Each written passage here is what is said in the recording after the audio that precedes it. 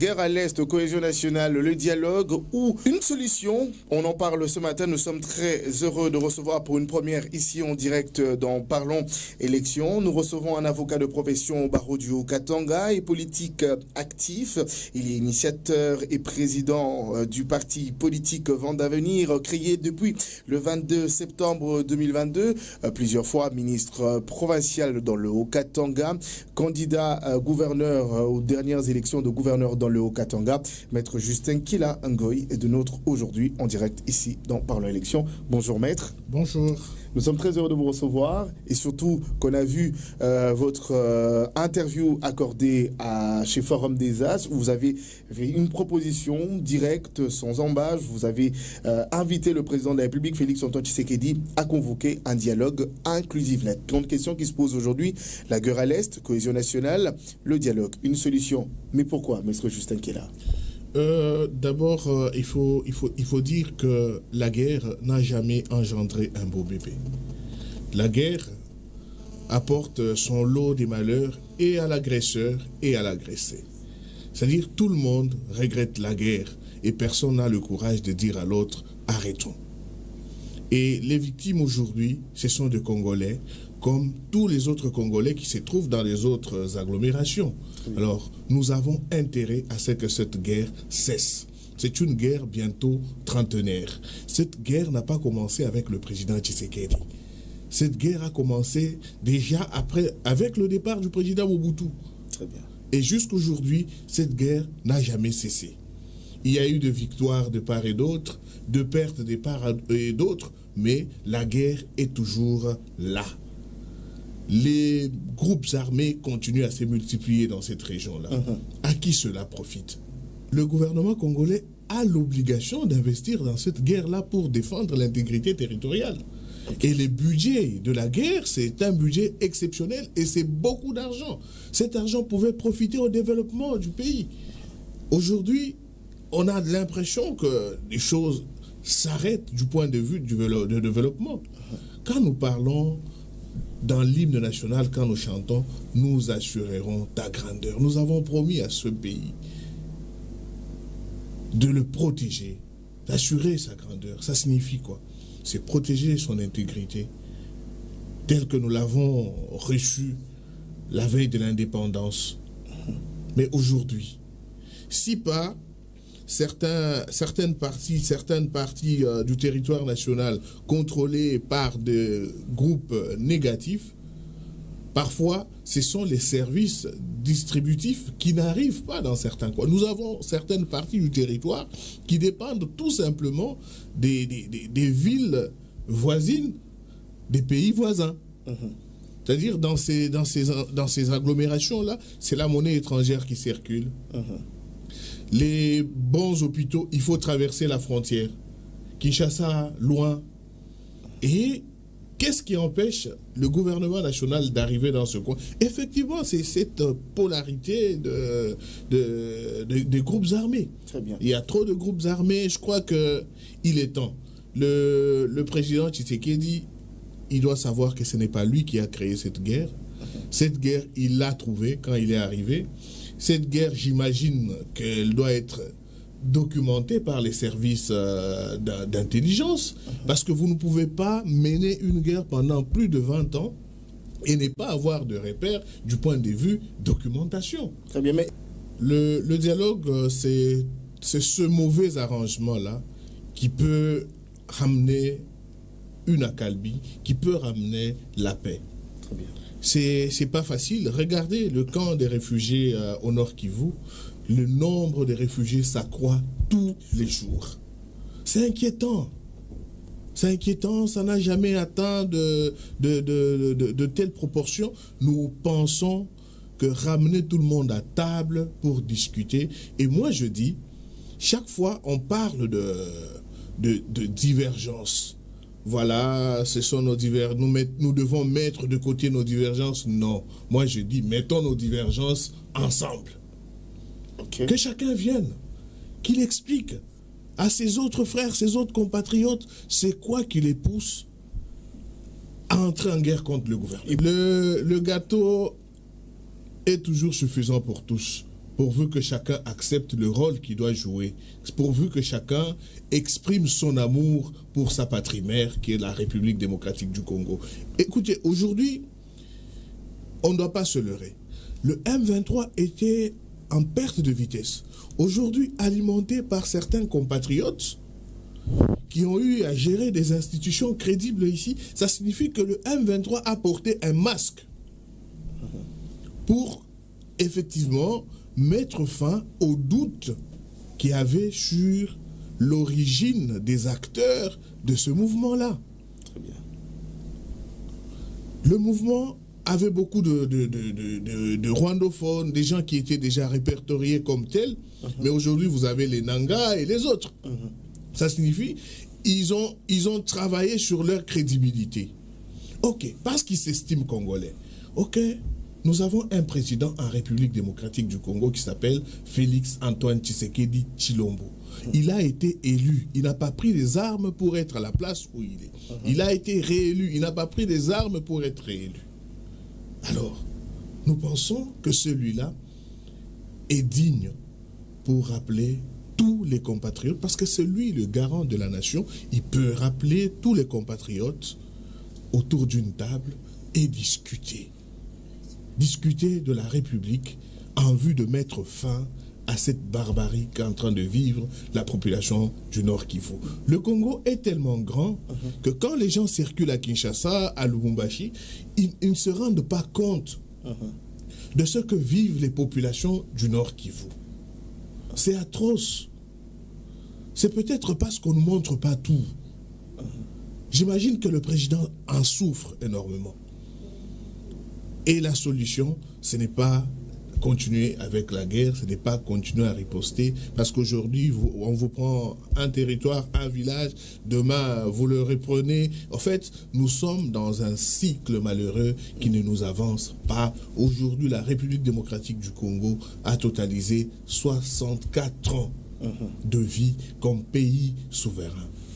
Mais 64 ans en même temps, des vies de groupes armés.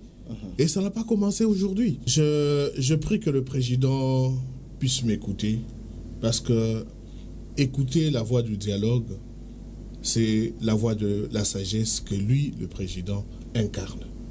Vous savez que dans les sanctions d'un père, il n'y a pas que de fouet. Très bien. Dans la gipsière de sanctions d'un père, il n'y a pas que des cachots. Dans la gipsière de sanctions d'un père, il n'y a pas que des gifles. Il y a aussi la parole. Il y a aussi le conseil. Vous savez, ça fait très mal, ça gêne, quand vous savez que vous avez commis une bêtise et qu'au lieu de vous gifler, votre papa vous parle.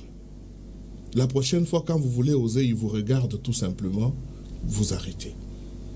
Nous avons besoin de ce père-là. Ce père-là est dans le président Tshisekedi, qu'il appelle tous les acteurs politiques. Si les Nangas s'estiment congolais, ils répondront présents. Nous avons besoin de les écouter, pas derrière les armes, mais devant un micro, en face de leurs frères, et discuter des intérêts de la République. Vous savez que la gestion d'un pays n'est pas facile. Tel que le président est là, il y a des personnes qu'il rencontre que nous ne voyons pas. Il a des informations à sa possession qui, effectivement, le poussent à prendre telle ou telle autre position. Mais je crois qu'il est aussi disponible pour écouter les uns et les autres. C'est-à-dire, notre démarche constitue en même temps une opinion personnelle et patriotique. Je prends le courage de demander au président, au nom de la population de l'Est, au nom de toute la population de la République, mandatée par le patriotisme, et lui demander si possibilité il y a qu'il appelle ces gens-là à table et discuter avec eux, qu'il les écoute. Et si ce n'est pas lui, on trouvera un corps arbitral assez neutre qui pourra écouter tout le monde, on lui fera rapport et il trouvera d'issue. Ça ne sera pas la première fois dans ce pays qu'on est dialogué.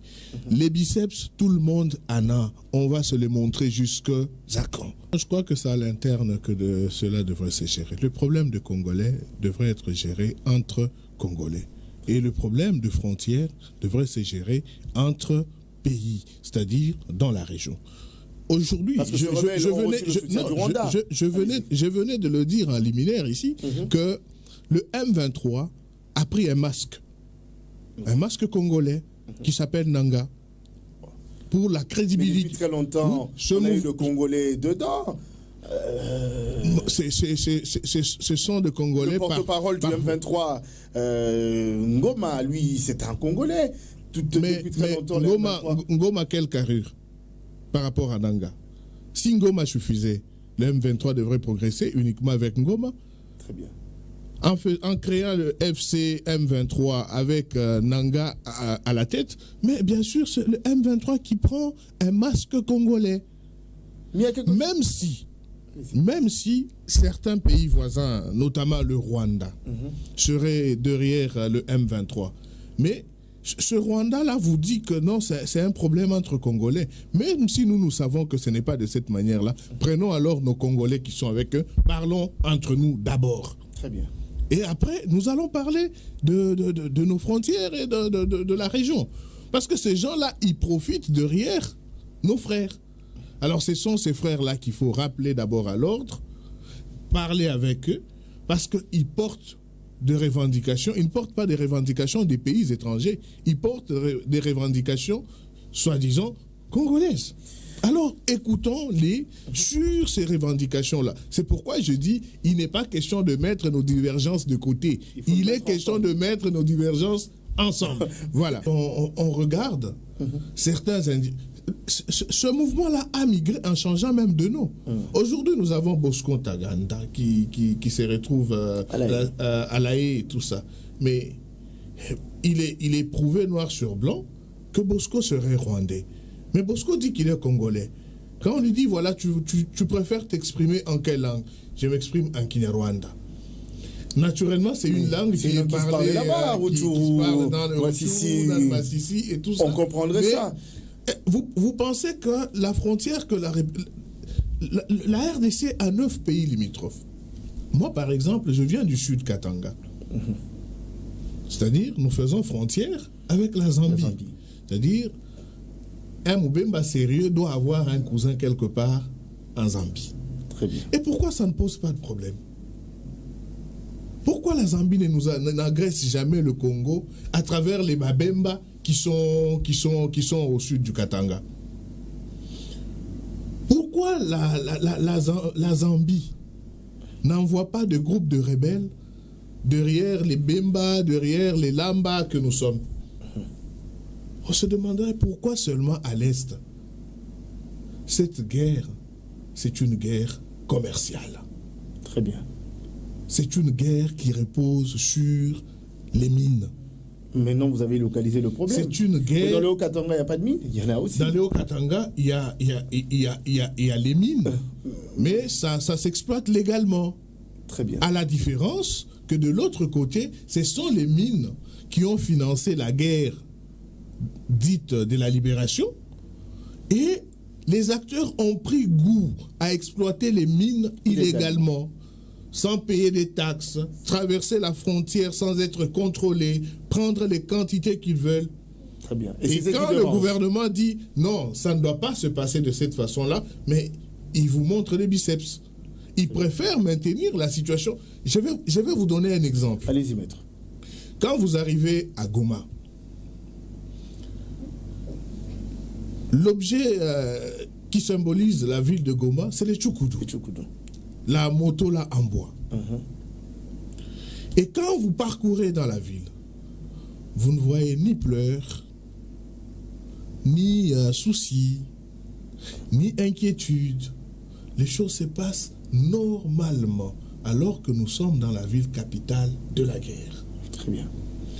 Les constructions, de belles constructions, le lac respectueux, il n'y a pas de zarouba comme on dit là-bas, tout est calme, les routes bien asphaltées, les gens sont très calmes, et même la nature très généreuse, la terre très généreuse, les haricots, les pommes de terre, ça pousse. On dirait qu'il n'y a pas de guerre. Mais quand vous entrez dans certaines villes de la République, vous avez l'impression que c'est là qu'il y a la guerre. La réalité est que Goma et ses environs absorbent tout ce qu'il y a comme ressources. Avec effort de guerre, l'argent va de ce côté-là. Et ces gens-là, ils s'entendent. Donc, ils gagnent leur argent au front là-bas, ils gagnent l'argent dans les mines et tout ça. Ils viennent calmement. Ils n'ont pas besoin d'inquiéter Goma parce que leur argent doit entrer dans des banques qui sont à Goma. Très bien. Ils doivent s'acheter et construire des maisons à Goma. Alors ça, c'est l'indice. Donc ça explique pourquoi la ville ne tombe pas. La ville ne tombe pas, la ville est calme, les banques fonctionnent, l'aéroport est là. Tout est normal. Tout est normal parce que c'est une guerre commerciale. Très bien. Sinon, Goma serait déjà tombé si ces revendications étaient des revendications spécifiquement politiques, des revendications du peuple. Sa volonté suffit. Sa volonté suffit pourquoi? Sa volonté vaut le temps.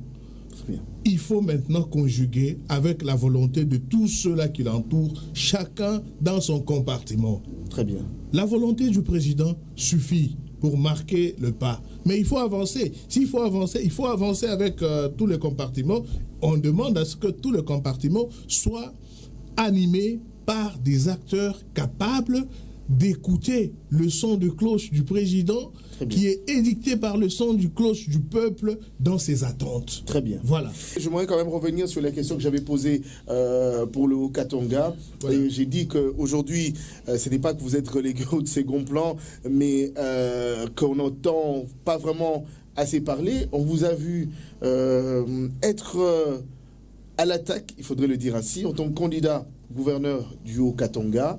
Vous avez, lors de votre présentation de votre programme, le plan du développement que vous avez soumis, qui n'a laissé personne indifférent, mais l'on a l'impression que même ces électeurs, qui sont les députés provinciaux, n'ont pas quand même cerné les messages. Eh bien, Jacques Yaboulah Kato a été réélu par ces mêmes députés provinciaux. Qu'est-ce qui s'est passé? Vous n'avez pas assez convaincu ces élus? Ou expliquez-nous un peu ce contexte qui n'a pas permis à ce que Maître Justin Kela gagne ces élections-là.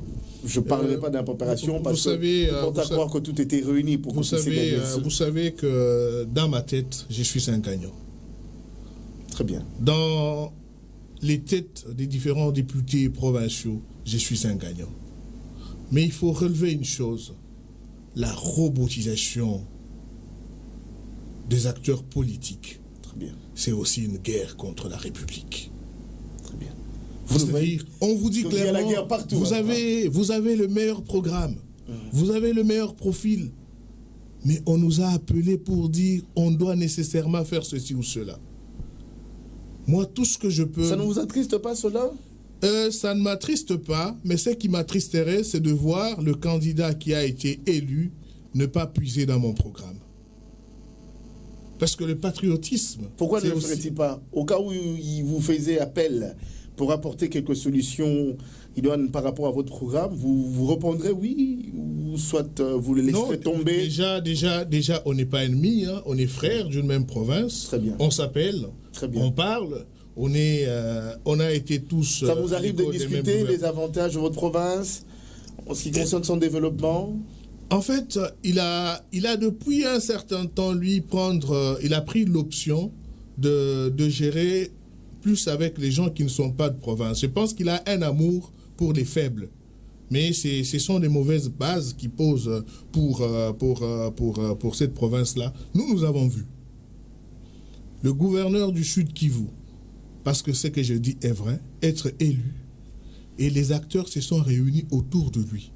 Très bien. Nous avons vu les Rubota, les Azarias Ruberoa, Vital Kamere, Bahati et tous les autres autour du gouverneur.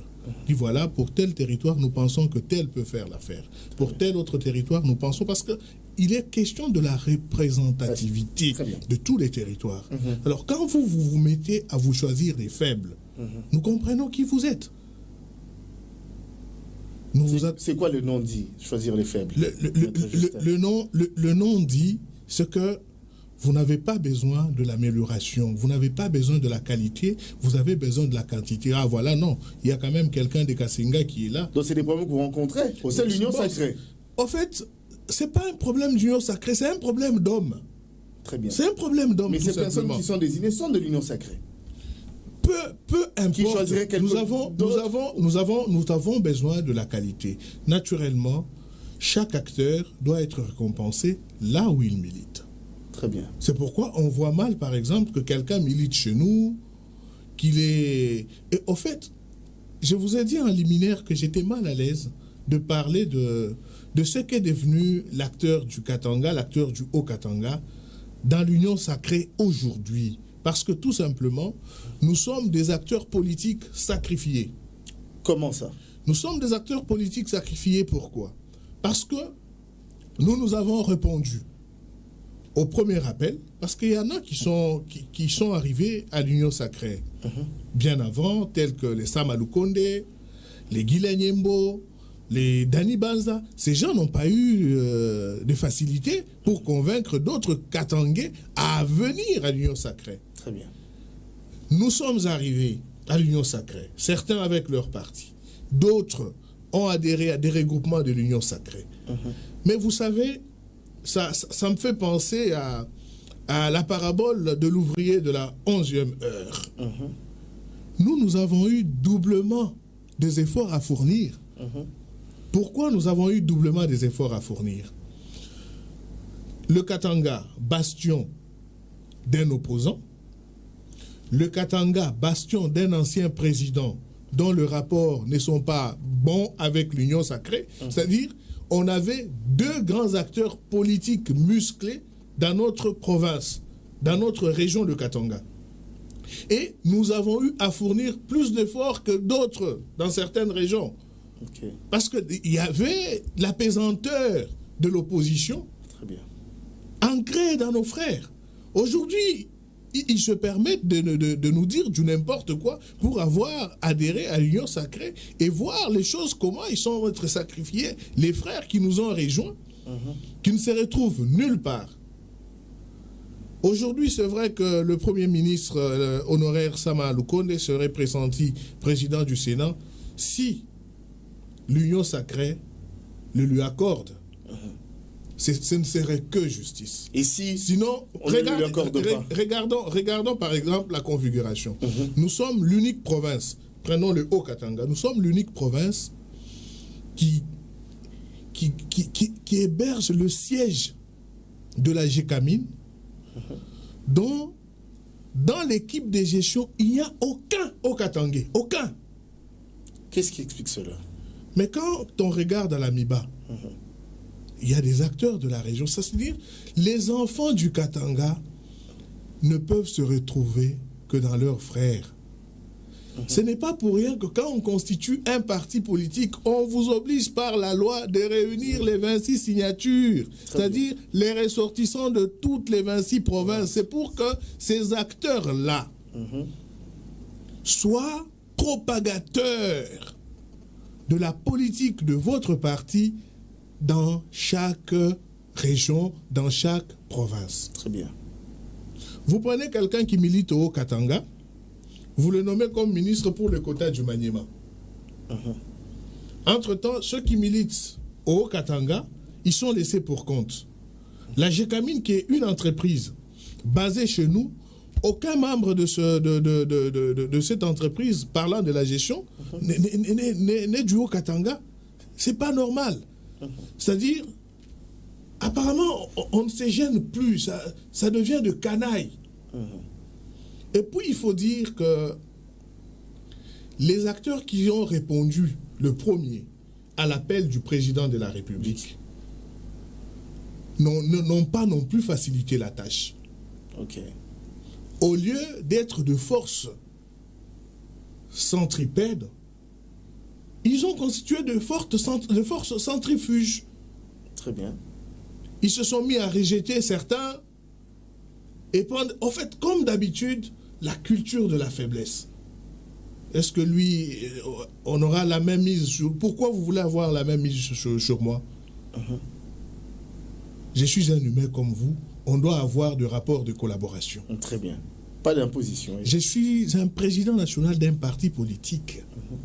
Je ne suis pas membre de votre parti. Et quand vous ne garantissez pas les intérêts, c'est compliqué, maître Justin. On doit garantir les intérêts de la République. Il faut se mettre face à la réalité. On doit garantir les intérêts de la République. Mais la politique est tout autre, maître Justin. Nous savons tout ça. Je crois que les principes doivent être respectés. Très bien. Aujourd'hui, nous sommes victimes de notre politique d'accession à l'union sacrée, de la prédication de l'union sacrée, de la propagande de l'union sacrée, au vu des résultats. On peut nous dire que le président n'a pas été suffisamment élu dans le Haut-Katanga ou dans le Katanga en général. Mais c'est bien beau de dire ça. Si vous êtes d'une telle province où il y avait un candidat président de la République d'un certain poids, nous avons fait face et à l'opinion, face aux frères fougueux des autres camps, mais... À deux doigts de vous lyncher. Bien sûr, c'est-à-dire nous avons fourni plus d'efforts que d'autres. Et ces efforts-là devraient être reconnus d'une manière ou d'une autre. Moi, dans ma peau de président national, je suis déjà mal à l'aise de parler du Katanga comme ça avec beaucoup de sportivité. Vous voyez que je n'ai pas un débat très engagé sur ça. C'est important quand même de pouvoir éclairer l'opinion. Parce que chaque politique a un fief. Très bien. Les acteurs autour du président qui ont répondu présent le premier ne nous ont pas facilité la tâche. Il est temps aussi qu'on se ressaisisse dans le Katanga. Très bien. Entre nous, acteurs politiques de l'union sacrée. Très bien. Parce que ce désordre-là ne profite à personne. Très bien. Il est temps qu'on se soude les coudes. Très bien. S'il faut faire en sorte que Guilain Nyembo puisse réussir son nouveau mandat de VPM, de plan et tout ça, apportons-lui des idées, apportons-lui de notes, donnons-lui de conseils, qu'il écoute aussi. Très bien. Nous ne sommes pas des prisonniers de nos tribus, c'est dangereux. Très bien. Comment se fait-il que vous êtes un acteur politique et les élections, on sait de quelle manière ça s'est passé?